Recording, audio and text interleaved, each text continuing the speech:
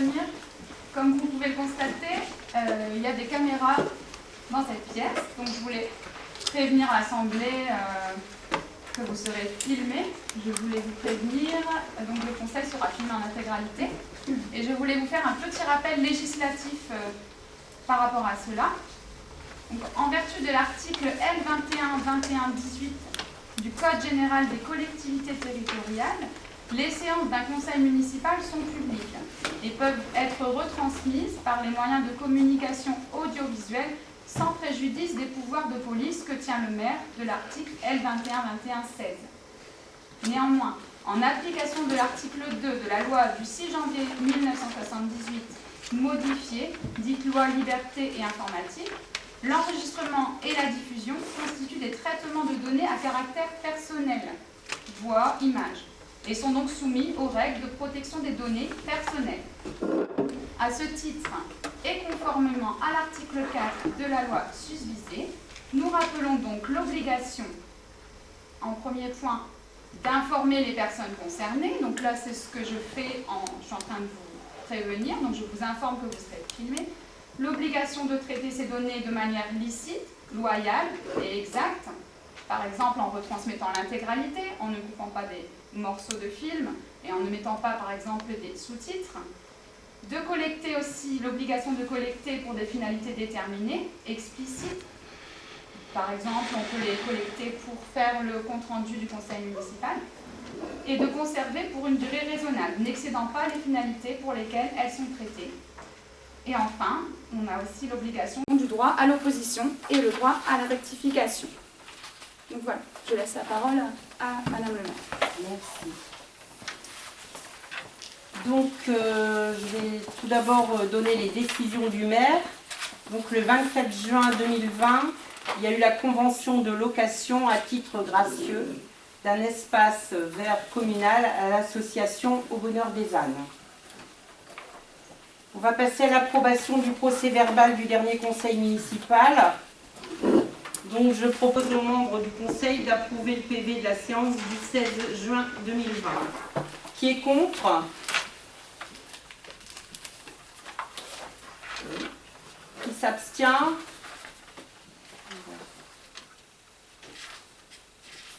Je souhaite intervenir, madame David. Oui. En vertu de l'article L2121-23 du Code général des collectivités, un conseiller municipal qui juge que le contenu du procès-verbal ne reflète pas le déroulement exact du débat peut refuser de signer les documents concernés et porter mention de la cause qui l'a empêché de signer. En conséquence, mesdames Stéphanie Boudringuin, Corinne Doré et messieurs Fabrice Duez, Jean-Marc Candelier et David Eck refusent de signer le procès-verbal du conseil municipal du 16 juin 2000 au motif que leurs interventions sont tronquées et sont de nature à ne pas porter une pleine connaissance au public des débats. Une réclamation a été portée le lundi 22 juin auprès de Mme Emmanuelle Barlet, secrétaire de séance, mais aucune réponse ne nous a été apportée. Cela porte donc sur 3 délibérations. Délibération numéro 3, tableau des indemnités des élus. La hausse des indemnités du maire de 24% par rapport à l'ancien maire, soit plus 373,38 € par mois, dans un contexte difficile pour nos concitoyens, n'est pas clairement énoncé. Idem pour la hausse des adjoints de 25,30%, soit 147,79 € par mois. La notion de subterfuge technique que nous évoquions n'est pas mentionnée, alors qu'il était mécaniquement possible de rester sur le même volet financier en réduisant le pourcentage indiciaire. Délibération numéro 5, création de commission. Il est mentionné dans le PV que nous n'avons pas apporté de réponse, ce qui pourrait laisser croire au public que nous nous désintéressons de la vie municipale. Or, il a été clairement dit que nous avions lu dans la presse que l'ensemble des postes avaient été attribués et que nous allions y réfléchir. La rédaction de cette délibération est donc erronée car une réponse a bien été apportée. Enfin, délibération numéro 7, demande d'acquisition d'une parcelle de terrain par M. de Béthune et Mme Quillet. Les propos tenus par M. Eck sont tronqués. Une phrase où il intervient est d'ailleurs sans verbe. M. Eck, dans son intervention, rappelle que nous n'avons pas à juger de l'esthétique d'un projet, mais de sa régularité vis-à-vis du PLUI. D'autre part, la notion d'intérêt général que défend M. Eck et son équipe en permettant à des locataires d'accéder à la propriété n'est pas mentionnée. Enfin, concernant la construction érigée, illégalement, à l'étang communal, la rédaction des 3 paragraphes est ambiguë et nécessite plus de clarté, car à la lecture, on a l'impression que c'est sous la mandature de M. Eck que cet abri a été autorisé. Madame Elamine. Bien. Je fais note. Alors, on continue. Donc, groupement de commandes hameaux, télécommunications et équipements de protection individuelle. Alors, de nombreuses opérations relatives aux télécommunications doivent être réalisées et il est nécessaire de recourir à l'expertise d'un prestataire. Cet assistant à maîtrise d'ouvrage interviendra sur sollicitation de la maîtrise d'ouvrage pour assister, éclairer et conseiller la collectivité. Dans le prolongement de la charte de coopération intercommunale et sur la base du recensement des besoins réalisés conjointement entre les villes d'Arras, Anzin-Saint-Aubin, Saint-Nicolas, Saint-Laurent-Blangy, Sainte-Catherine, Achicourt, Beaurain, Daville, la Caisse des écoles et le CCAS de la ville d'Arras, il apparaît utile de mutualiser l'assistance à maîtrise d'ouvrage pour les télécommunications afin d'obtenir des offres techniques et financières optimisées et réaliser ainsi des économies d'échelle. Il est donc opportun de mettre en œuvre un groupement de commandes sur la base des articles L 2113-6 et 2113-7 du Code de la commande publique, dont la ville d'Arras sera le coordonnateur. Au vu des estimations réalisées, la consultation sera lancée sous la forme d'une procédure adaptée en application des articles L 2123-1 et R 2123-1 du Code de la commande publique. Le marché sera un accord cadre à bon de commande en application des articles R 2121-8 du Code de la commande publique avec des montants minimum et maximum annuels. La durée de l'accord cadre sera d'1 an, reconductible une fois, de façon tacite et pour la même durée, sans pouvoir excéder 2 ans. En conséquence, et conformément aux dispositions des articles L 2113-6 et 2113-7 du Code de la commande publique, il est proposé la constitution d'un groupement de commandes dont la ville d'Arras sera le coordonnateur. À ce titre, la ville d'Arras sera chargée de la passation, la signature et la notification des marchés pour le compte des membres du groupement, chacun d'eux ayant à sa charge la gestion des commandes le concernant. En application des articles L 2121-29, L 1414-3, L 1411-5 et 1411-5.1 du Code général des collectivités territoriales, une commission d'appel d'offres du groupement doit être instaurée. Sont membres de cette commission d'appel d'offres un représentant élu parmi les membres ayant voix délibérative de la commission d'appel d'offres de chaque membre du groupement qui dispose d'une commission d'appel d'offres. Un représentant pour chacun des autres membres du groupement désigné selon les modalités qui leur sont propres. La commission d'appel d'offres est présidée par le représentant du coordinateur. Pour chaque membre titulaire sera prévu un suppléant. Conformément à l'article L 2121-33 du Code général des collectivités territoriales, le conseil municipal procède à la désignation de membres pour siéger au sein d'organismes extérieurs. Ainsi, je vous demande de désigner parmi les membres de la commission d'appel d'offres ayant voix délibérative celui qui représentera la commune d'Anzin-Saint-Aubin dans la commission d'appel d'offres du groupement, ainsi que son suppléant. Vu les articles L 2121-29 et L 1414-3 du Code général des collectivités territoriales, vu le Code de la commande publique, après en avoir délibéré, il est proposé au conseil municipal de valider le principe de la constitution d'un groupement de commandes entre les villes d'Arras, Anzin-Saint-Aubin, Saint-Nicolas, Saint-Laurent-Blangy, Sainte-Catherine, Dainville, Achicourt, Beaurain, ainsi que la Caisse des écoles et le CCAS de la ville d'Arras pour l'assistance à maîtrise d'ouvrage des télécommunications, d'autoriser la signature de la convention correspondante, de désigner M. Julien comme représentant titulaire et M. Bécard comme représentant suppléant de la ville dans la commission d'appel d'offres du groupement. Qui est contre? Qui s'abstient?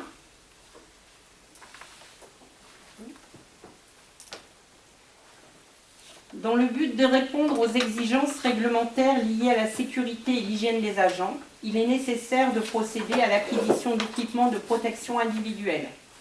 Dans le prolongement de la charte de coopération intercommunale et sur la base du recensement des besoins réalisés conjointement entre les villes d'Arras, Anzin-Saint-Aubin, Achicourt et le CCAS de la ville d'Arras, il apparaît utile de mutualiser l'achat d'équipements de protection individuelle, de sécurité, afin d'obtenir des offres techniques et financières optimisées et réaliser ainsi des économies d'échelle.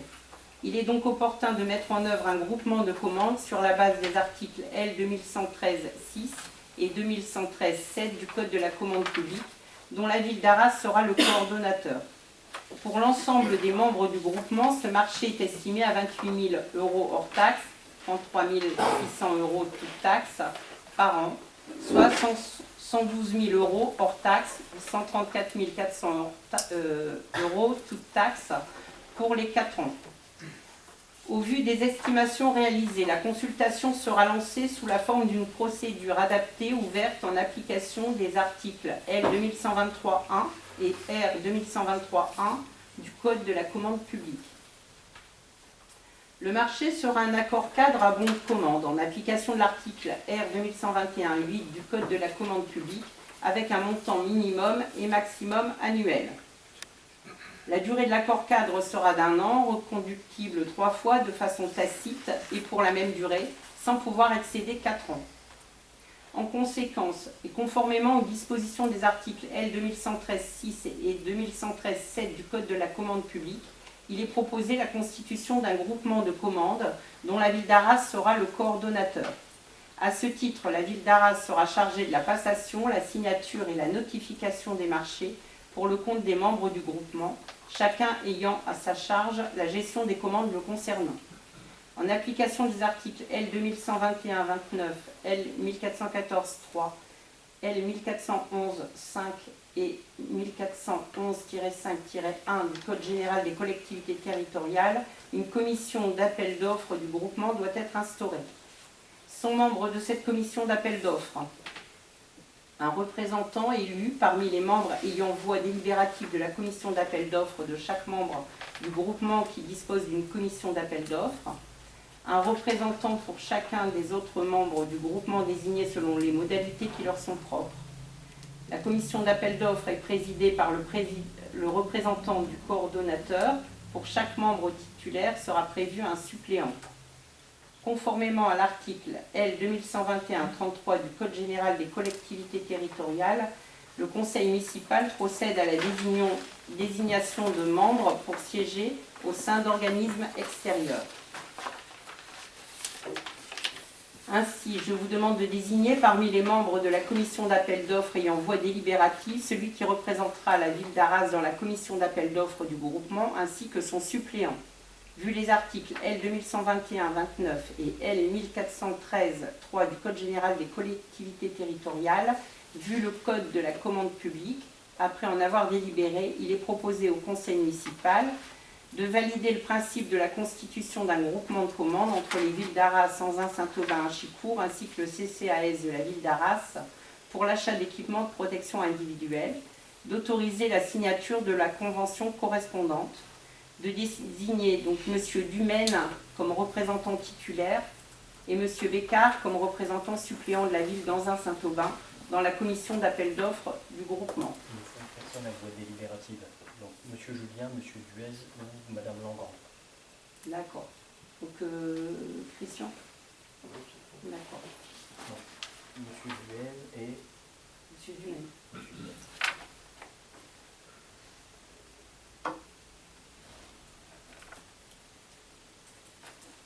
Donc, qui vote contre? Qui s'abstient?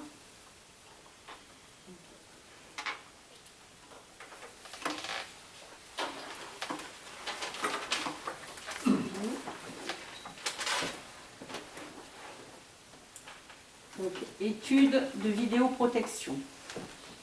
La communauté urbaine d'Arras et les communes de Anzin, Saint-Aubin, Neuville-Vitas et Reux souhaitent s'inscrire dans une campagne de sécurisation par la mise en œuvre de dispositifs de vidéoprotection sur leur territoire.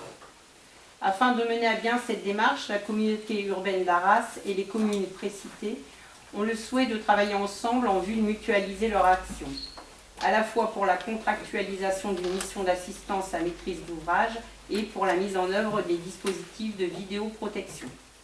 En conséquence, il est nécessaire de constituer un groupement de commandes entre la communauté urbaine d'Arras et les communes de Ranzan-Saint-Aubin, Neuville-Vitas et Reux intéressées. Ce groupement de commandes porterait dans un premier temps sur la désignation d'un opérateur économique qui sera chargé d'assurer la mission d'assistance à maîtrise d'ouvrage et dans un second temps sur la désignation de l'opérateur économique en charge de la mise en œuvre de la vidéoprotection. Dans ce cadre, la communauté urbaine d'Arras sera désignée comme coordonnateur du groupement. Le coût prévisionnel de l'étude de faisabilité est d'environ 3 000 €, dont un tiers peut être pris en charge dans le cadre des fonds de concours. Pour information, sur un parc de 10 caméras, la maintenance préventive est d'environ 1 200 € hors taxes par an et 1 500 € hors taxes par an pour la maintenance curative. Le coût du raccordement au centre de supervision urbain est estimé à 2 000 € par an pour une supervision aléatoire.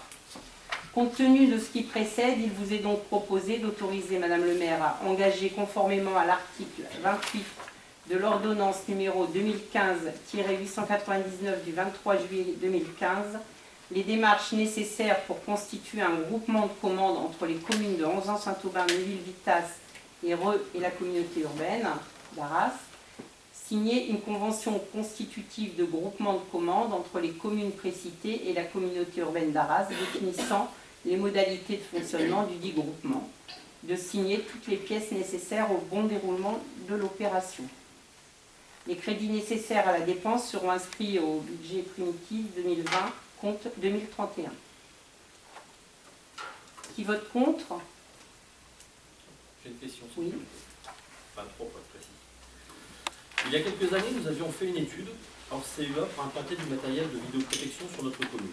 Nous avions fait une enquête auprès de la population et les résultats avaient été très partagés, quasiment du 50-50. Certains habitants se plaignant d'une atteinte à leur vie privée. Le coût élevé, car sans financement communautaire, nous avait dissuadé d'investir plus de 100 000 € dans ce dispositif, hors frais de maintenance et de télécommunication. Il y a 2 ans, la communauté urbaine d'Arras et la ville d'Arras, dans le cadre de la charte intercommunale, ont proposé de mutualiser la vidéoprotection et de l'étendre à d'autres communes.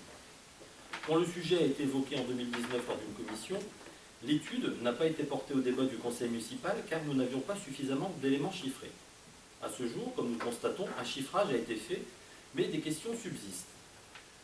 Nous avions envisagé un déploiement d'une dizaine de caméras à l'époque, mais les coûts de maintenance s'entendaient par caméra installée. Le coût de maintenance préventive évoqué dans la délibération est de 1 200 € par an, le coût de maintenance curative est de 1 500 € par an, et le coût de raccordement au centre de supervision pour une surveillance aléatoire est de 2 000 € par an. Ma première question est, est-ce que ces prix s'entendent pour l'ensemble du parc ou par caméra? Car si l'on part sur une dizaine de caméras, cela nous fait à minimum 27 000 € par an de maintenance curative et préventive, auquel il faut rajouter une surveillance aléatoire de 2 000 €. L'autre question, c'est que souhaite-t-on surveiller? Les bâtiments communaux, les rues. Et enfin, dernière question, avant de nous engager dans une étude, ne serait-il pas judicieux de sonder la population sur cette attention, conformément d'ailleurs à vos engagements de campagne? Je vous cite, l'information et la consultation seront des préalables au véritable processus de participation des habitants. Pour le moment, c'est simplement une étude de l'implantation. C'est un diagnostic qui sera fait. Donc, c'est après le diagnostic et l'étude. Et là, bien sûr, on pourra faire comme un référendum, voilà, au niveau des habitants, pour voir, pour demander leur avis. Donc en amont, on fait un diagnostic, on voit si voilà, c'est nécessaire ou pas, et on donne les résultats aux Anzinois qui pourront voilà, choisir s'ils le souhaitent. Voilà. Mais les prix s'entendent pour l'ensemble du parc ou par caméra? Ça doit être 10 caméras, je pense. Hein. Mais après, bon, sur la base de 10 caméras, par caméra sur la base d'un parc. Ouais, oui, c'est ça. Ouais. Donc on serait sur 27 000 € pour 10 caméras. Là, il n'y a aucune décision de prise pour le moment. Ah non, j'entends bien, c'est une étude. Il faut bien avoir les bases de réflexion, et ces bases-là, il faut qu'on aille les chercher à l'extérieur. Donc il faut bien un minimum de réflexion, et ça représente une étude. Donc une mission à confier à un bureau adapté à ce projet. Je pense que c'est un premier investissement qu'il faut faire pour avoir une base de réflexion. Et après, le soumettre à la population.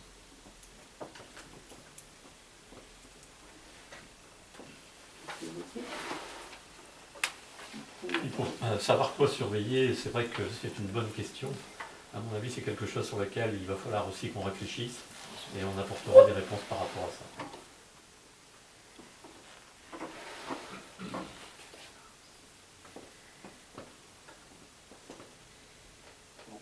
Qui vote contre? Qui s'abstient? Alors, règlement interne de la commande publique, donc, qui a pour objectif de sécuriser nos procédures et surtout de les simplifier aussi. J'indique que les conseillers municipaux ont été destinataires du projet de règlement ainsi que de son annexe fixant les différents seuils. L'objet de ce document est de définir les règles propres à la commune d'Anzin-Saint-Aubin en matière d'achat public. Il s'adresse aux agents et élus de la commune d'Anzin-Saint-Aubin et fait référence aux délégations de signature en matière d'engagement des dépenses. Ce guide fait application du décret numéro 2016-360 du 25 mars 2016 relatif au marché public. La volonté publique de cette démarche est d'organiser la commande publique, d'élaborer une démarche d'achat responsable, d'intégrer la commande publique durable dans tous les marchés publics, d'assurer l'efficacité de l'achat public et de maîtriser l'utilisation des deniers publics dans une période de contrainte budgétaire. Alors, je ne sais pas si vous souhaitez qu'on puisse relire le règlement dans sa globalité. Moi, ce que je vous propose, c'est de passer au tableau concernant donc, le règlement interne de la commande publique des achats de la commune. Est-ce qu'il y en a qui sont contre? Ouais, à moins que vous souhaiteriez qu'on lise complètement le document. Je pense que vous avez été destinataire, donc à mon avis, il ne devrait pas y avoir de problème. Ou est-ce qu'il y en a qui s'abstiennent par rapport à ça?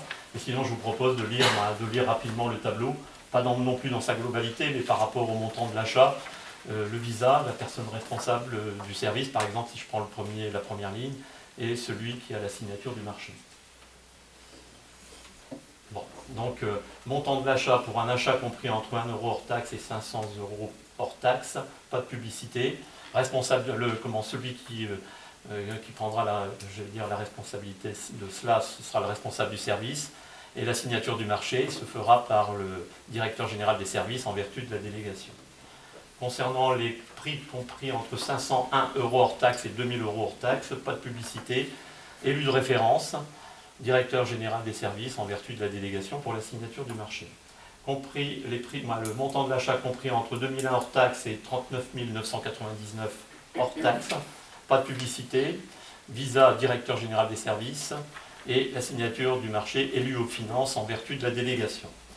Pour un montant compris entre 40 000 € hors taxe et 89 999, le service de la commande publique intervient à partir de ce seuil, numéro de procédure, publicité, relecture des pièces techniques, publicité adaptée sur le site internet de la commune, sur notre profil acheteur et, si nécessaire, sur les marchés online et ou presse spécialisée.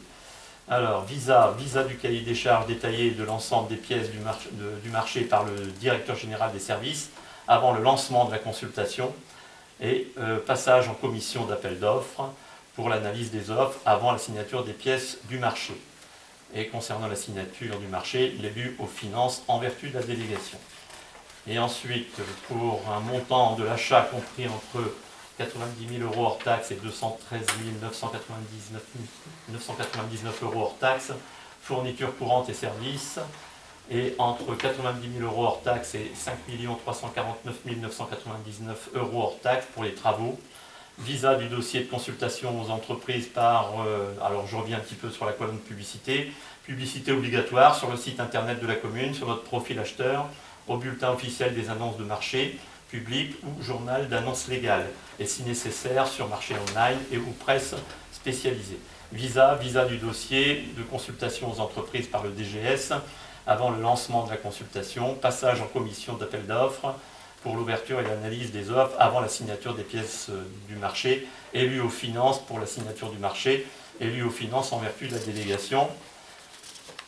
Et ensuite, pour terminer, à partir de 214 000 € hors taxe, fourniture courante et services, et à partir de 5 350 000 € hors taxe, travaux, publicité obligatoire, donc sur le site, sur notre profil acheteur, au bulletin officiel des annonces marché public, au journal d'annonces légales, au journal officiel de l'Union européenne, et si nécessaire sur marché online et ou presse spécialisée. Visa du dossier de consultation aux entreprises DCE par le directeur général des services avant le lancement de la consultation, passage en commission d'appel d'offres pour l'ouverture et l'analyse des offres avant la signature des pièces du marché. Signature du marché, donc le maire, en vertu de la délibération nécessaire pour autoriser le maire ou son représentant à signer les marchés.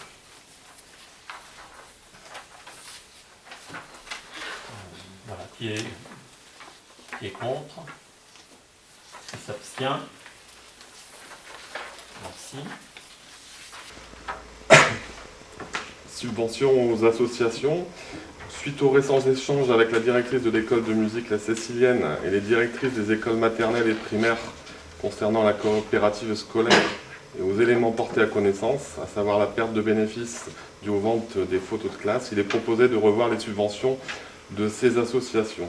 À savoir pour la Cécilienne, une demande de subvention de 1 000 € supplémentaires, portant la subvention totale à 16 000 €. Pour la coopérative de l'école maternelle, une demande de 400 € supplémentaires, portant la subvention totale à 700 €. Pour la coopérative de l'école primaire, une demande de subvention supplémentaire de 1 000 €, portant la subvention à 1 600 €.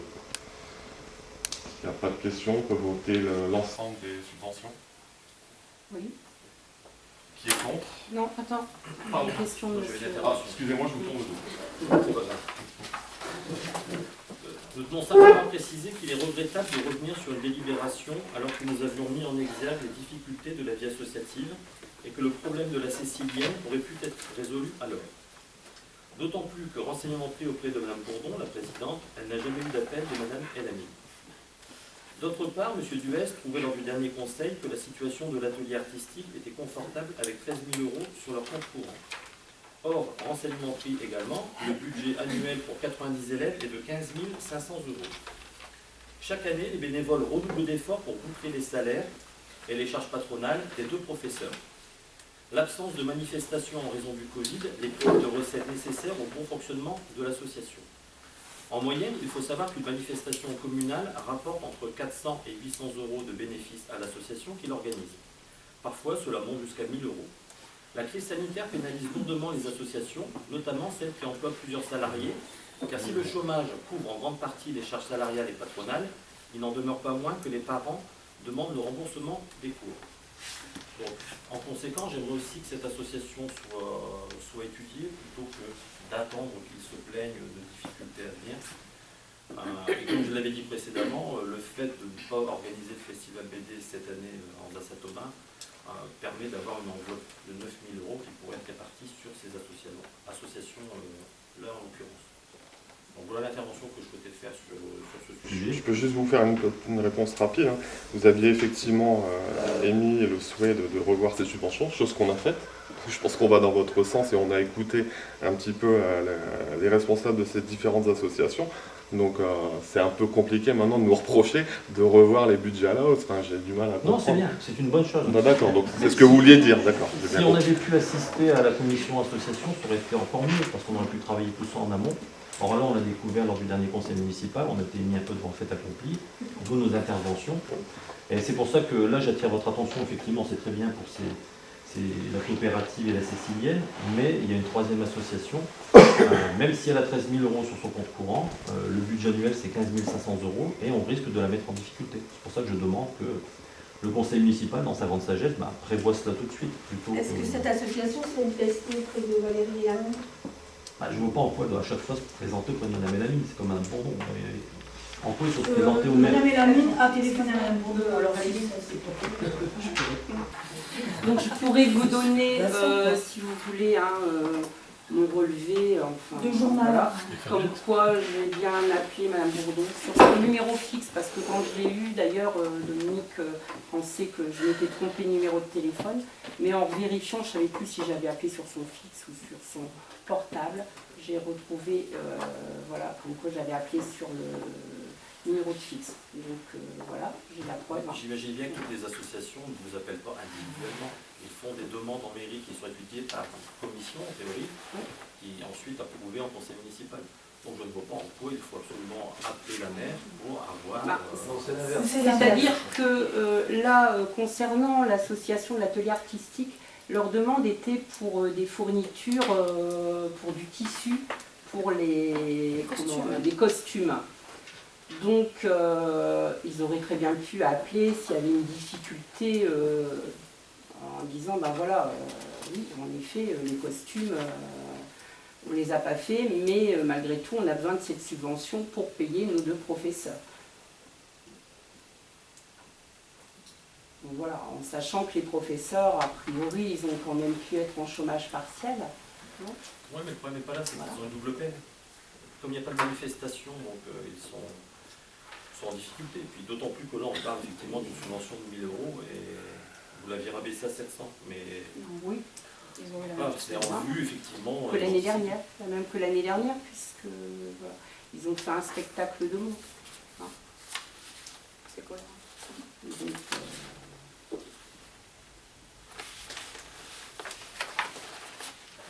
ils ont 2 professeurs. Mais les autres,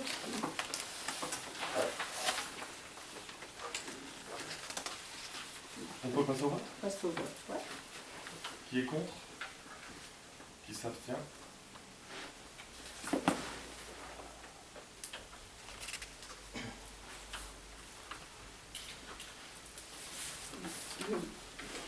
Alors, on passe au point 5, remboursement en famille des trop perçus sur les services périscolaires.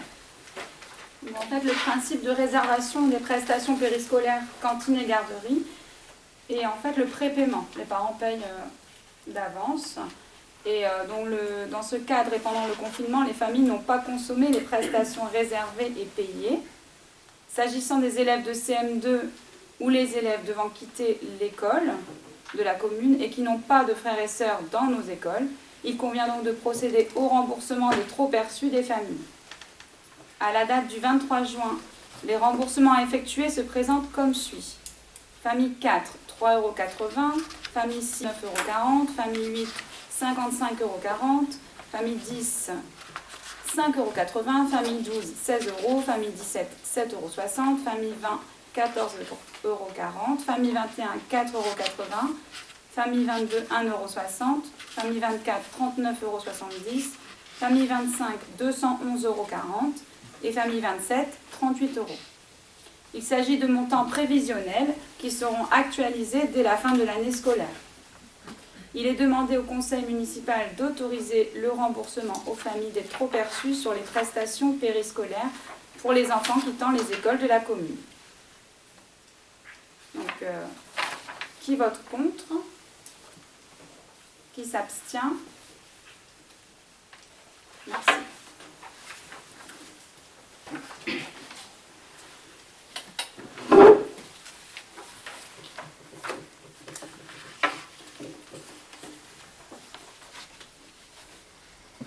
Alors, débat d'orientation budgétaire. Donc, j'indique que chaque conseiller municipal a été destinataire du rapport d'orientation budgétaire. Il en détaille le contenu. Il est proposé aux conseillers d'émettre un avis favorable après présentation des éléments relatifs aux orientations. Alors, préalablement au vote du budget primitif, le débat d'orientation budgétaire permet de discuter des orientations budgétaire de la collectivité et d'informer sur sa situation.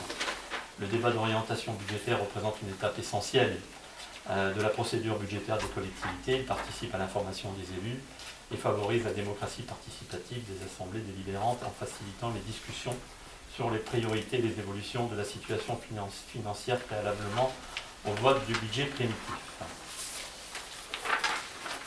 Alors, on vous présente la situation globale de la zone euro. Face aux risques externes et à la récession allemande. La zone euro, une croissance affaiblie mais pas de récession. La zone euro, BCE ne jamais abandonné. La France, une croissance résiliente face aux risques extérieurs. France, une solide dynamique intérieure. Moi, je vous propose, j'allais dire, d'arriver au chapitre 13 sur l'impact de la crise sanitaire sur les budgets des collectivités, si vous êtes d'accord.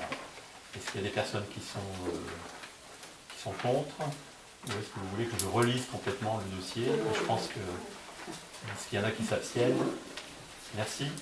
Alors, auditionné par la Commission des finances du Sénat le 5 mai, la ministre de la Cohésion des Territoires et le ministre délégué chargé des collectivités territoriales ont tenté de chiffrer les premiers impacts de la crise du Covid-19 sur les finances locales.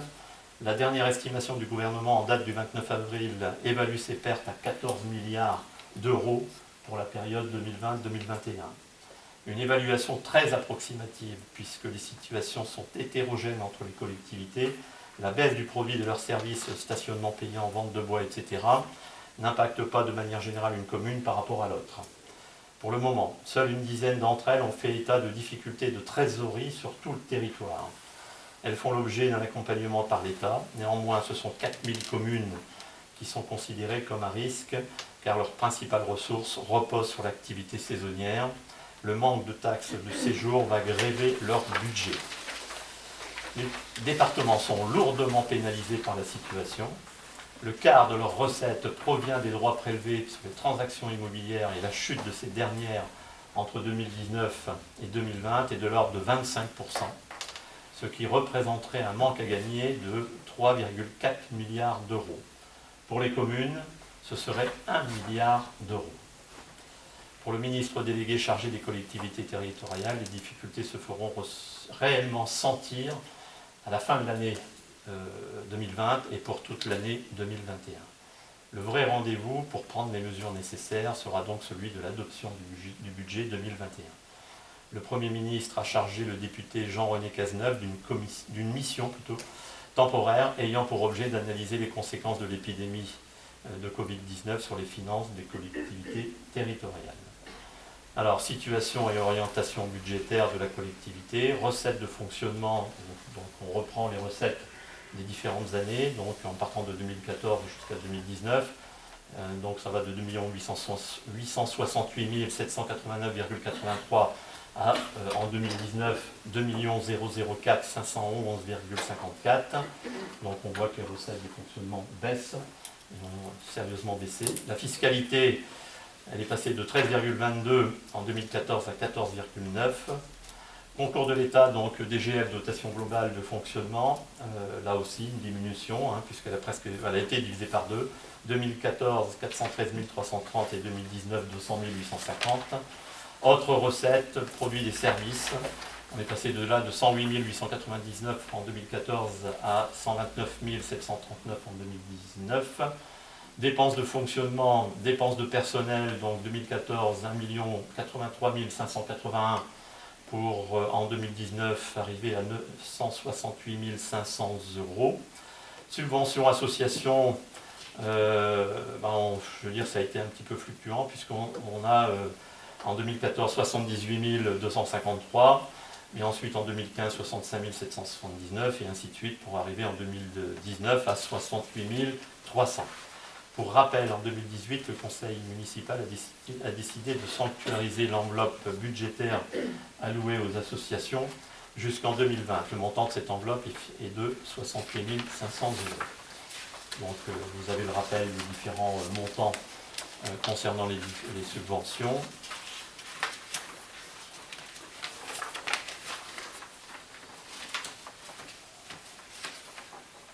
Alors, autres dépenses de fonctionnement, 2014 842 823, 2019 603 015. Section d'investissement, dette, en 2014 942 628, aujourd'hui 1 363 446. Recettes d'investissement, 2014 219 196, bon là aussi, avec des périodes un petit peu différentes en fonction, j'allais dire, certainement des choix qui ont été faits. 2015, 653 348 pour arriver en 2019 à 192 178. Dépenses d'investissement 2014, 725 612 pour arriver en 2019 à 384 518. Alors, programme des investissements de la collectivité, projet récurrent, les investissements récurrents de la collectivité se résument au remboursement des emprunts. Il y a 4 emprunts qui sont en cours, au logiciel métier et à l'entretien du patrimoine communal. Projet en phase d'étude, une étude relative à la vidéoprojection, on en a parlé tout à l'heure, sera lancée avec la CUA. L'étude et conception du site internet de la commune, du bulletin communal et d'une application smartphone est envisagée. Projet à engager en matière d'investissement, l'année 2020 sera consacrée à l'acquisition de la parcelle AD 110, la réalisation d'une tranche d'éclairage public, le remplacement du système de contrôle RFID de la médiathèque, le remplacement de tables vétustes à la salle des viviers et la mise en place d'échelles de sécurité pour sécuriser les accès au toit de la salle des viviers et de la médiathèque.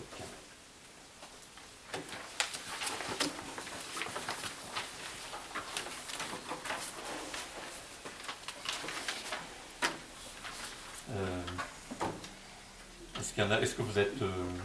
on va voter si vous voulez bien, à moins que vous ayez des questions. Mais, Oui. Oui. S'il vous plaît. Je vous en prie. Oui, comme on est dans le cadre d'un débat, oui, tout à fait. On va débattre un petit peu. Alors tout d'abord, émettre un regret, celui de ne pas avoir été, vous, associés à la moindre commission préparatoire. On aurait espéré une commission finance pour aborder tous les aspects financiers qui sont évoqués dans ce conseil municipal. Les moyens actuels, comme la visioconférence, auraient au moins permis de le faire à distance compte tenu de la crise actuelle. Et nous ne vous cacherons pas non plus notre déception à sa lecture. Au lendemain de votre élection, vous demandiez la communication des pièces comptables de la commune. Une période de confinement de 55 jours a suivi, et nous pensions que cette confortable période de réflexion vous permettrait d'aboutir à une orientation budgétaire conforme à vos projets de campagne. À la lecture de ce document, on constate 2 points importants. Le premier, c'est que notre équipe laisse plus d'1 million d'euros en caisse, avec également des baisses importantes de nos frais de fonctionnement, aussi bien en personnel qu'en frais généraux, qui compensent largement la baisse des recettes communales. Tout cela met en perspective et relativise vos remarques sur notre mauvaise gestion communale. Le second point, c'est que les projets à engager concernent les nôtres. Acquisition de la parcelle AD 110 que nous avions amorcée en vue de réaliser un béguinage, réalisation d'une tranche d'éclairage public, remplacement du système de contrôle RFID de la médiathèque, remplacement de tables vétustes à la salle des viviers et mise en place d'échelles de sécurité pour sécuriser les accès au toit de la salle des viviers et de la médiathèque. Tous ces points étaient déjà engagés par notre équipe et au final, on ne retrouve même pas la moindre étude relative à vos propres projets. Comme par exemple, plan pluriannuel de propreté de la ville, emplacement de stationnement supplémentaire, ouverture de la place Jean Baudel, création d'un repère café, aménagement d'un parcours santé, transport solidaire qui serait bien utile en cette période. Bref, j'en passe et des meilleurs. Enfin, compte tenu de la lourdeur d'un tel dossier, ne serait-il pas judicieux de prévoir également une étude pour des nouveaux bâtiments pour l'école, en remplacement des préfabriqués, avec concours d'architectes? Je vous cite, les différents projets, écoles, murs de la mairie, béguinage, seront hiérarchisés par la population après avoir été étudiés dans un premier temps par l'équipe municipale. Or, pour l'instant, le constat que nous faisons, c'est que votre orientation budgétaire est de marcher dans nos pas et non de tracer votre propre route. On peut s'en féliciter, mais ce n'est pas pour adopter notre programme que vous avez été élu. Et on déplore donc l'absence de la moindre étude qui concerne l'un de vos projets dans cette orientation budgétaire. Et donc, en conséquence, nous nous abstiendrons sur ce débat d'orientation budgétaire. Alors, je pense que vous avez évoqué le mur de la mairie, c'est bien ça? Oui, oui. Monsieur Rec? Oui. Alors, on a reçu un courrier de la préfecture qui ne valide pas du tout la déclaration d'utilité publique. Donc, aujourd'hui, je rappelle quand même que nous ne sommes pas propriétaires de ce mur et qu'il y a derrière tout cela 140 propriétaires. Donc il va falloir, si vous voulez, éventuellement, si on doit, j'allais dire, étudier ce mur et faire certainement, prévoir un projet, il faudrait d'abord contacter absolument tous ces 140 propriétaires. Donc là, voilà, on en est là pour l'instant. Et le courrier, je pense qu'on l'a reçu il n'y a pas si longtemps que ça. Donc voilà, par rapport au mur de la mairie. Après, c'est vrai que la période de confinement, je veux dire, on était confinés. Voilà. Et c'était pas non plus évident, j'allais dire, de pouvoir, sachant qu'on a été vraiment installé à partir du 23 mai. Donc là aussi, bon, excusez-nous, mais ça nous a été un petit peu difficile aussi pour les uns et les autres. Je pense que pour tout le monde aussi, de pouvoir éventuellement réfléchir, c'est pas la question, mais aborder des projets qu'on pourrait mener, sachant qu'en plus de ça, comme je l'ai souligné en préambule, la situation quand même financière des collectivités est quand même catastrophique. Là. Donc je pense qu'il faut être aussi prudent. Alors ça n'empêche pas bien évidemment qu'il y a un certain nombre de projets qui ont été peut-être repris. Hein, mais bon, voilà, je pense qu'il n'y a pas de honte non plus à vouloir être prudent pour l'instant. Ce qui n'empêchera pas que le jour où on réfléchira sur la période, sur l'année 2021, puisque ça va démarrer en septembre, il va falloir qu'on présente aussi un certain nombre de projets, eh bien on vous invitera aux différentes commissions sans problème. Concernant le terrain de la Baguette, il n'avait pas été encore acheté, donc on finalise ce que vous aviez promis. Après, on va étudier, on ne sait pas si ce sera un béguinage ou autre chose. Donc ça, c'est aussi, on ne sait pas vers quoi on s'engage. On récupère. Pas sur, voilà. sur les dossiers en cours. Hein. C'est un dossier en cours, hein. Je suis désolée, mais voilà. La remarque portait surtout sur vos propres projets. Ouais, mais celui-là va coûter déjà de l'argent. Comme disait Monsieur Julien. Pour revenir un petit peu sur votre excédent d'1 million, c'est vrai qu'il y a un excédent d'1 million qui fait référence, j'allais dire aussi aux situations des années antérieures, mais aussi à la vente de biens, qui représente quand même plus de 450 000 €. Donc c'est bien aussi de vendre des biens, mais je pense que, à mon avis, là, il va falloir aussi peut-être reconstituer notre patrimoine. Donc voilà, pour moi, je pense que c'est quand même un peu facile de dire voilà, qu'on a un excédent d'1 million €, sachant que on vend le patrimoine de la commune. Alors c'était peut-être nécessaire, mais voilà, je pense qu'il faut être quand même prudent par rapport aux résultats que vous annoncez. Par rapport à ça, la reconstitution du patrimoine communal, c'était ce qu'on souhaitait faire justement avec le béguinage. Et quand vous avez des bâtiments vétustes ou des petites parcelles à vendre par-ci et par-là, cet argent est effectivement destiné à mener un gros projet derrière. Il est évident que compte tenu de la situation actuelle, on ne pourra pas mener énormément de projets sur le mandat en cours. Non, ça va être compliqué. La prudence sera de mise. Mais voilà, alors nous, effectivement, on se félicite que vous suivez ces pistes-là. Mais c'est l'absence d'études qui concernent vos propres projets qui nous interpellent. En 5 semaines, c'est pas difficile de lancer des études sérieuses. Ah non, c'est pour la fin d'année. Là, vous lancez des études. On est sur une orientation budgétaire. Les études peuvent être lancées en fin d'année, mais on les budgète lors du budget primitif. On anticipe et on les inscrit au budget. C'est pas pour une dépense maintenant.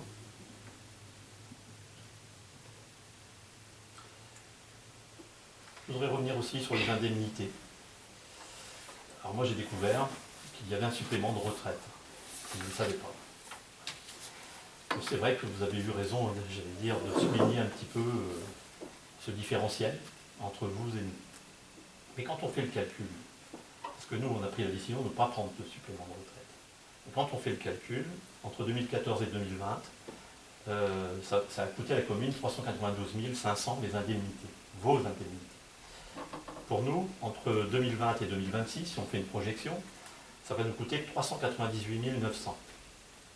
Si on rajoute maintenant le supplément de retraite que vous avez pris, entre 2014 et 2020, on est à 43 300. Pour nous, on sera entre 2020 et 2026 à 15 000 €. Si vous faites la somme des deux, il y a un différentiel qui plaide en notre faveur par rapport à vous, qui est de l'ordre de 28 000. Donc vous divisez ça par 6, ça fait à peu près 3 666 € par an.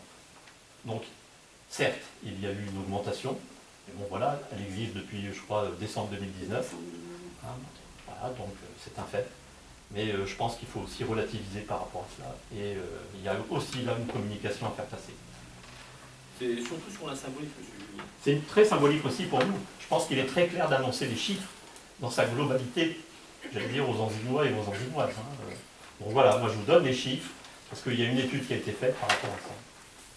On voit que le gain est extrêmement maigre. dès lors que vous supprimez... Oui, mais bon, vous avez annoncé qu'on en avait un excédent, je veux dire qu'on dépensait un petit peu d'argent comme ça, qu'on profitait aussi de la commune. Nous, on n'est pas là, je veux dire, pour se servir, mais on est là pour servir. Et ça sera, je veux dire, notre devise pendant toute la mandature. Écoutez, je l'espère, mais en tout état de cause, déjà, la retraite complémentaire, c'est un choix individuel. Oui, mais ça coûte à la commune, monsieur. Peut-être, mais c'est un choix qui ne vous appartient pas à vous, monsieur Julien. S'il y a un adjoint ou si le maire souhaite cotiser à la Carrel ou à Fontpel ou à un autre organisme, c'est son choix et le conseil municipal... D'accord, mais bon, je voulais quand même souligner cet aspect-là, ce différentiel qu'il y a. Parce que bon, par rapport à ce que vous avez annoncé, je pense qu'il y a quand même un rectificatif à faire par rapport aux dépenses. Encore une fois, on n'est pas là pour se servir, on est là pour servir. Oui, mais c'était, je le dis encore une fois, on est dans un contexte difficile. Je le sais. Ce qui ne nous empêchera pas peut-être de revoir aussi nos indemnités. Voilà, ça fait partie peut-être des discussions que l'on aura par la suite. Parce que le Sénat, le 29 décembre ou novembre, je ne sais plus, a décidé une revalorisation du point d'indice. Le 27 décembre. Donc déjà, il y a une revalorisation de l'indice qui a été faite. Moi, c'est sur le pourcentage. Vous auriez très bien pu vous aligner sur les pourcentages précédents. Et là, on aurait réellement une grosse économie. C'est possible. Parce que dire que nous sommes dépensiers, dire qu'on gère mal l'argent public, et derrière... Ah, vous avez dit la même chose aussi, vous. Hein. Vous avez dit la même chose. Hein. Et vous l'avez claironné, je pense, quand même. Hein. Moi, je voudrais quand même dire, préciser au niveau des indemnités. Donc vous êtes en train de dire qu'on prend le maximum, mais en 2014, quand vous avez été élu pour le deuxième mandat, vous avez pris le maximum, c'est-à-dire qu'en fait, vous vous êtes réduit aussi de 3%. Donc vous avez pris 40% de l'indice 1015 en réduisant de 3% pour financer les conseillers délégués. Vous avez pris le nombre d'adjoints maximum, c'est-à-dire 6, qui était rémunéré à 15%. En fait, c'était réduit de 1,5% chacun, donc ce qui fait 9 points, plus vos 3 points, ça faisait 12 points. Et vous aviez pris le nombre maximum de conseillers délégués, 6 conseillers délégués qui étaient rémunérés à 2%. En 2014, on avait une enveloppe globale par mois brute de 5 533,36 €. Nous, en passant avec 4 conseillers délégués, de 4 adjoints, je veux dire, et 3 conseillers délégués, on a une enveloppe par mois brute de 5 087,31 €. Je sais qu'entre deux, il y a eu 3 démissions de conseillers délégués. Vous n'avez pas pris la peine de, on va dire, redispatcher les points. Ça aurait été peut-être un petit peu mesquin de se dire, allez, on se reprend chacun 1%, etc. Donc vous avez baissé, à la fin, vous n'étiez plus au taux maximum parce qu'il y avait eu 3 démissions et vous étiez à une enveloppe brute par mois de 5 299,99 €. On est 4% en dessous. Effectivement, on avait dit qu'on baisserait le nombre d'adjoints. C'est un engagement qu'on a tenu, voilà. Et il y a eu une revalorisation, mais ça c'était impulsé par l'Association des maires de France, dont vous faisiez partie alors. C'était en décembre 2019. Je n'ai pas vu, je ne vous ai pas vu communiquer sur le fait que vous ne prendriez pas cette augmentation. Maintenant, c'est facile de dire que vous ne l'aurez pas prise, on ne sait pas. Mais en tout cas, le fait est là, notre enveloppe est inférieure. Et en plus, on ne va pas prendre la Carrel en décision collective. S'il y en a qui veulent la prendre, on ne les empêche pas de la prendre. Hein. Ce n'est pas une dictature. Mais au final, l'enveloppe est inférieure. Donc c'était ça qu'il fallait souligner aussi. Alors, je corrige, je ne fais pas partie de l'association des maires de France. Ah, oui. Ensuite, oui, écoutez, c'est facile d'annoncer des chiffres comme ça. Moi, je suis sur la symbolique. Sur mes chiffres, sont aussi de dire qu'on Là, ce qu'on souhaite 24%. faire passer là, au jour d'aujourd'hui, c'est cette symbolique là, par rapport à ce différentiel. Et c'est quelque chose qu'on reverra peut-être, hein, qu'on rediscutera. Je pense que c'est important.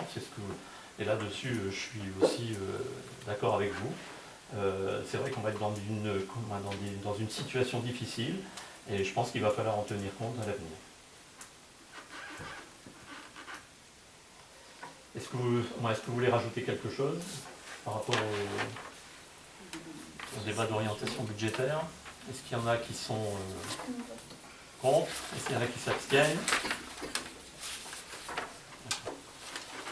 Alors, vote des taux d'imposition. Je propose au membre présent le maintien des taux d'imposition. Les bases permettent de dégager un produit total de 1 149 216 €, détaillé comme suit.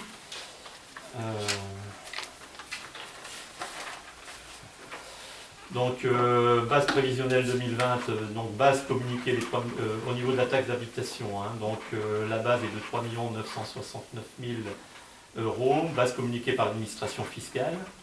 Le montant est gelé, hein, donc on a un produit en 2020 de 591 381. Pour la base du foncier bâti, 2 673 000 euros, avec un taux de 20,7, avec donc un produit de 553 311. Et pour la base du foncier non bâti, 41 300 euros, avec un taux de 56,6. Et donc, produit 2020, 23 376. Produit total des taxes locales, 576 000 euros, plus 591 381 euros. Donc là, pour la taxe d'habitation. Oui. Est-ce que vous voulez rajouter quelque chose ou pas? Ou est-ce que vous avez quelque chose à compléter? Ou... Sinon, est-ce que vous êtes contre? Est-ce qu'il y en a qui s'abstiennent?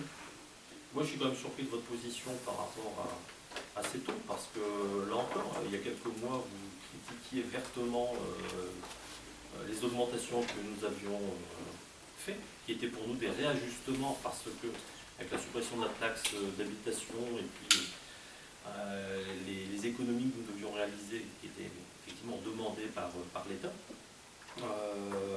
voilà, vous nous avez critiqué de façon assez importante sur ce point-là, en disant que c'était quand même scandaleux d'avoir augmenté les impôts comme ça. Alors même si vous êtes engagé à ne pas les augmenter, vous auriez pu aussi faire un réajustement vers le bas. Si vous souhaitez être logique, quand on critique quelque chose, quand on dit Monsieur Eck et son équipe ont augmenté fortement les impôts, c'est que quelque part, c'est quelque chose qui est incompatible avec vos valeurs. Donc si vous souhaitez effectivement être cohérent jusqu'au bout, ça serait de faire un réajustement fiscal en direction de la population, surtout sur la taxe d'habitation, puisque les locataires et les propriétaires la payent. Donc symboliquement, je pense que ça serait quelque chose de bien. Si vous souhaitez être on peut pas, hein. Monsieur Eck, on peut pas. Hein. On peut pas réajuster les taux concernant la taxe d'habitation. Oui, il y a d'autres taux.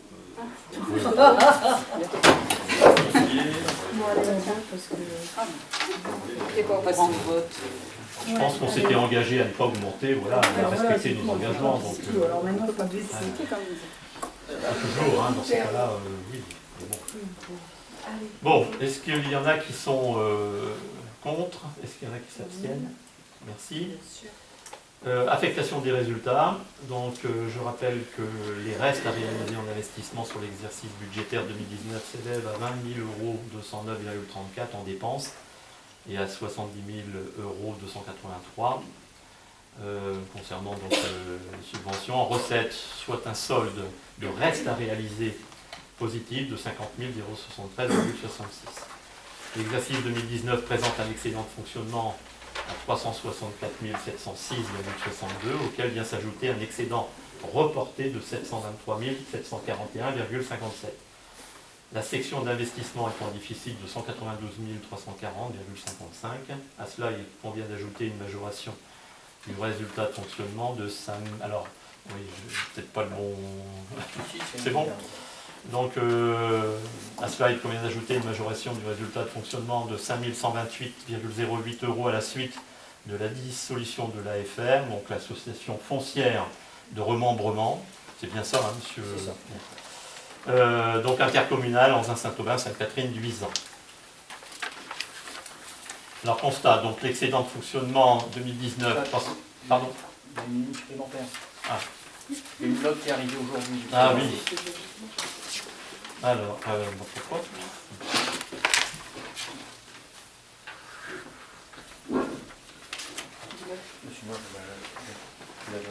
Donc, par ailleurs, nous avons reçu donc, cet après-midi, donc c'est tout récent, une note du trésorier. Donc, le trésorier nous a informé dans un premier temps que l'AFR dégageait un excédent de fonctionnement, donc à hauteur de 5 128,08 €, ce qui vient de vous être annoncé. Et cet après-midi, on a reçu de la part du trésorier donc l'information comme quoi l'AFR dégage un déficit d'investissement de 170,83 €. Donc il convient aussi d'intégrer dans le cadre de l'affectation du résultat. Donc on doit intégrer 5 128,08 € en fonctionnement et on doit intégrer moins 170,83 € en investissement. Alors, je poursuis. Oui, c'est ça. Donc, constat, un excédent de fonctionnement 2019 de 364 706,62. Excédent reporté de 723 741,57. Soit un excédent de fonctionnement cumulé d'1 488 448,19. Majoration suite dissolution de l'AFR, donc 5 128,08. Nouvel excédent de fonctionnement, 1 093 576,27. Déficit d'investissement 2019, diminution suite dissolution AFR, donc 192 170,83 €. Nouveau déficit d'investissement, donc de 192 511,38. Un excédent des restes à réaliser de 50 073,66, soit un besoin de financement de 142 437,72. Proposition d'affectation, donc affectation, j'allais dire à la ligne 1068, donc affectation complémentaire en réserve. Donc, résultat reporté en fonctionnement, donc à la ligne 002. Résultat d'investissement reporté 001, déficit 192 511,38. Alors,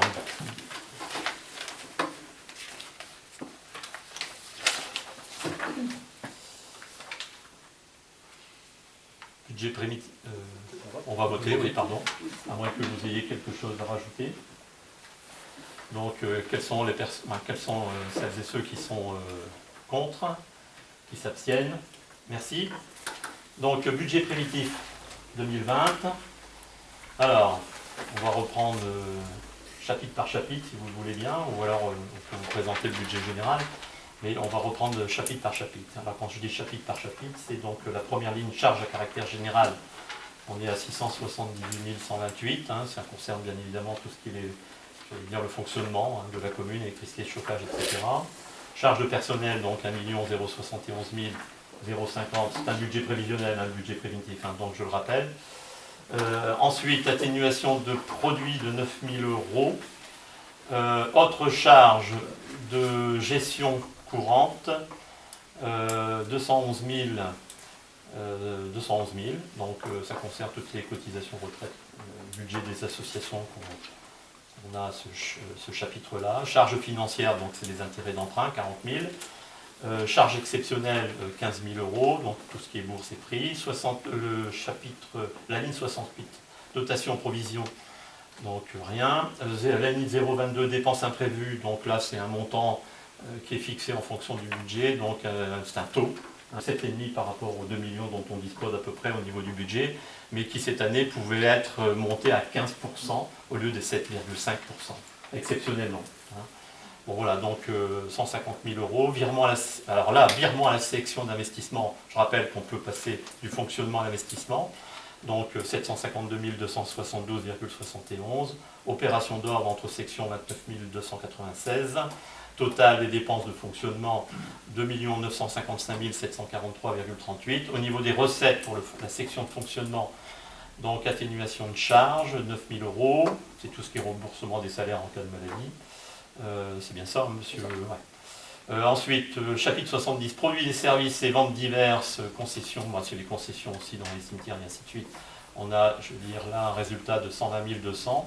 Impôts et taxes, 1 534 233. Dotation et participation, donc c'est tout ce qui est dotation globale et DSR, donc 320 005. Autres produits de gestion courante, 10 500 €. Produits exceptionnels, 10 500 €. Résultat de fonctionnement reporté, 951 309,38, avec un total des recettes de 2 955 747,38. Voilà pour la section de fonctionnement. La section d'investissement, donc avec un budget, donc recette d'1 087 262,19. Alors, au niveau donc, des dépenses d'abord, immobilisation incorporelle et reste à réaliser, donc 25 000 € et 1344. Subvention d'équipement versé, rien. Immobilisation corporelle, 328 plus les 18 865,34. Donc ça c'est chapitre 21. Chapitre 23, immobilisation en cours 421 712,30. Dépenses imprévues 15 000 euros. Emprunt, remboursement du capital 485 000 euros. Déficit d'investissement reporté 192 340. Donc total des dépenses 1 087 262,19. Au niveau des recettes, subvention d'investissement, donc 52 363. Vous ne devez pas voir le dernier document. Ah oui, pardon. Ouais. Parce qu'il y a l'ajustement de ce qu'on a vu au niveau de l'AFR. Je l'ai quand même, je l'ai à côté. Ah là, ça a changé tout à l'heure. Oui, ça change. Alors, oui. Ensuite, dotation et fonds et réserves, donc 43 643. Département reste à réaliser, donc 17 920. Le chapitre 1068, dont on a parlé tout à l'heure, excédent de fonctionnement capitalisé 142 437. Virement de la section de fonctionnement, donc 752 272,71. Produit des sessions 49 500. C'est la vente des vestiaires, monsieur Eck. Je reviens un petit peu dessus, parce que c'est quand même une décision. Alors on a vérifié par rapport au domaine pour savoir si, j'allais dire, les montants étaient toujours d'actualité, tant qu'on est dans un temps qui concerne les 18 mois, puisque la demande avait été faite quand même l'année dernière, et ça avait été voté aussi au niveau du conseil municipal en avril 2019, concernant cette vente des vestiaires. On a signé ensemble une convention, je ne sais pas si vous vous rappelez, en juillet, concernant la mise à disposition des terrains de foot, et puis des terrains de foot, et pour l'instant des terrains de foot, et vous êtes engagé à nous vendre les vestiaires. Moi j'attendais quand même de la part du notaire, d'abord je l'avais appelé à la Toussaint pour savoir un petit peu ce qu'il en était de la vente des vestiaires. Le notaire m'avait répondu à l'époque, ça dépendait de monsieur le maire. Donc voilà. Donc en fin de compte, même si j'ai aujourd'hui peut-être une double casquette, qui dans quelques semaines, ce ne sera plus le cas, je pense que je régularise, à mon avis, une situation avec les engagements qu'on avait pris ensemble. Moi, ce que je souhaite, c'est que les intérêts du club de foot soient préservés. Alors je peux vous répondre aussi par rapport à ça. Parce qu'on a signé une convention ensemble qui est valable 10 ans, et je veux dire, il n'est pas question de la remettre en cause. Il n'y a pas de chapitre à l'intérieur de cette convention qui stipule que le jour où il y aura un nouveau chef d'établissement, ça remettra en cause, je veux dire, l'engagement qu'on avait pris ensemble. Et c'est pareil aussi avec un nouveau maire, donc je pense que Madame Elamine, je veux dire, n'interviendra pas du tout dans les engagements qu'on avait pris ensemble. Et voilà, pour le club de foot, il n'y a pas de souci. Il n'y aura pas de souci. D'abord, dans le club de foot, il y a au niveau du conseil d'administration du collège quelqu'un qui est secrétaire. Donc bon, voilà, je pense que ça a toujours été notre souci aussi, j'allais dire, de répondre aussi à la demande des associations. Hein. On met à disposition du club de foot aussi notre salle de sport. Hein, et donc ça, on traite directement avec eux. Bon, voilà, donc soyez rassurés. Oui, je souhaitais être rassuré sur ce point parce que quand on en avait discuté avec les responsables du football, il y avait des réelles inquiétudes, non pas spécialement pour les vestiaires, mais aussi pour le clubhouse, puisque l'architecture qui était prévue modifiait structurellement. On mettait aux normes de sécurité. Hein. Je veux dire, on a aussi, nous, des engagements vis-à-vis de notre établissement. Donc j'avais demandé à l'architecte quand même de faire une étude. Voilà, quand eux, ils ont modifié, j'allais dire, l'intérieur des vestiaires, ils auraient peut-être pu aussi nous en parler. Je pense que ça aurait été bien. Parce que moi, je leur ai transmis le travail qu'avait fait notre architecte. Pour la mise, j'allais dire, aux normes d'accessibilité et de sécurité. Mais apparemment, vous avez montré les plans, il y a eu une discussion. Eux nous ont montré les plans. Enfin, il y a eu une échange autour Rien du tout. Non, mais vous leur aviez présenté les plans. Voilà, nous, on leur a présenté les plans, on leur a donné, voilà, ils ont eu tout, j'allais dire, tous les éléments en main par rapport à ça. Parce qu'il y avait des inquiétudes par rapport à ça. Donc moi, c'est uniquement pour préserver les intérêts du club de football, compte tenu, voilà, c'est quand même un projet qui va être là. Je m'en félicite structurant pour la commune, parce que c'est une bonne chose. Mais voilà. Je pense que vous me connaissez suffisamment pour savoir qu'il n'est pas question de remettre en cause, je vais dire, quelque chose qui concerne les jeunes aussi, derrière tout cela. Et donc voilà, je veux dire, je dirige un établissement déjà depuis plus de 12 ans. J'ai aussi des responsabilités, j'avais des responsabilités en tant que directeur aussi d'un autre établissement. Ça fait plus de... Bon, je ne vais pas reprendre le nombre d'années où je m'occupe d'enfants, mais bon... voilà, donc soyez en tous les cas rassurés. Hein, et puis moi, je leur ai toujours proposé de les rencontrer, de discuter avec eux par rapport à ça. Et monsieur, point de vue technique, parce que moi je suis un technicien. Ce qui a été fait au niveau des vestiaires et du clubhouse, au niveau électrique, tout ça, c'est complètement. Donc nous, on attend justement de pouvoir récupérer pour pouvoir faire tout le reste. La salle de tennis c'est fait, tout le côté entrée, tout ça, toute l'électricité est faite. Maintenant il faut qu'on fasse côté vestiaire et clubhouse parce que c'est vraiment dans un état catastrophique. On avait un souci sur le compteur, justement. Tout ça a été changé. Tout ça s'est fait refait. On n'attend plus que pouvoir faire le reste. Normalement, ça devrait, voilà, on a versé les fonds auprès du notaire, ça devrait se faire assez rapide. Parce qu'au niveau sécuritaire, dans les vestiaires, les radiateurs électriques, les fils ils dépassent de partout. Il y a un regard quand même derrière tout cela à faire pour rapporter une sécurité pour tout le monde. Parce que la responsabilité de la commune est engagée, mais la nôtre aussi. La nôtre aussi. Ce que je comprends même pas, c'est qu'il y a des organismes qui passaient tous les ans, qui validaient. Ça pour moi c'est... Bon voilà, donc je continue, hein, chapitre 024, produit de cession, donc 49 500. Ensuite 040, opération d'ordre entre sections, donc 29 296. Hein, je vous renvoie, j'allais dire, aux dépenses de la section de fonctionnement à la ligne au chapitre 042. Total des recettes 1 087 262,19. Donc voilà, je veux dire, un budget équilibré. C'est pas ce tableau-là. C'est pas ce tableau-là. Bon. 1 087 433. Alors 1 087 433,02, excusez-moi, et vous avez raison d'être précis.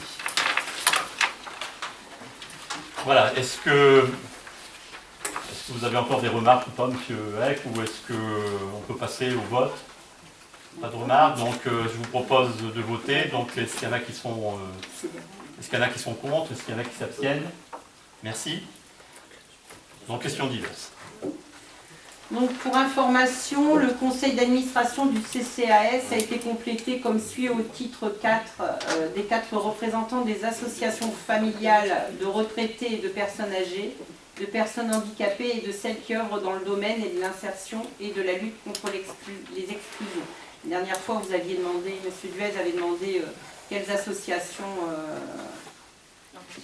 étaient enfin, auxquelles participaient ces personnes-là, voilà.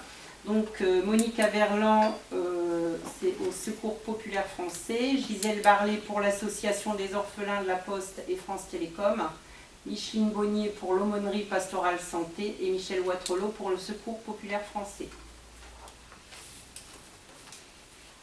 Oui. À ce titre, M. Duez, enfin, je l'ai dit tout à l'heure en préambule, mais souhaiterait siéger au CCAS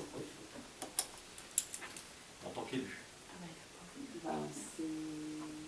Par la préfecture. Alors, ouais, nous avons reçu, donc, suite à l'absence de représentation du groupe d'opposition, donc dans les premières délibérations qui avaient été prises, donc le dossier a été soumis à la préfecture qui a validé la composition de l'ensemble des commissions comme elles ont été instituées, donc sans présence de l'opposition. Et on a eu la réponse fin de semaine dernière. Vous aviez envoyé aussi un recommandant. Commission d'appel d'offres, commission de délégation de services publics, CCAS et CIBOM. Les 4 commissions qui ont été instituées le 23 mai, donc ont été validées comme telles par la préfecture.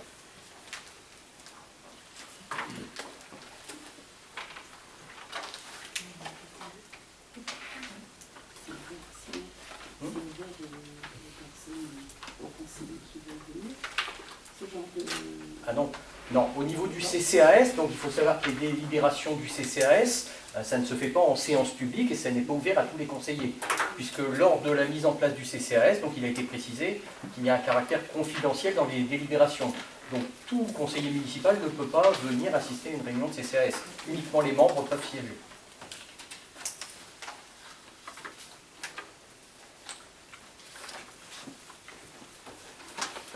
D'autres questions? Oui. Moi j'ai une question concernant les écoles. J'aurais aimé savoir ce qui a été fait pour le départ des élèves de CM2 en 6e pour cette fin d'année.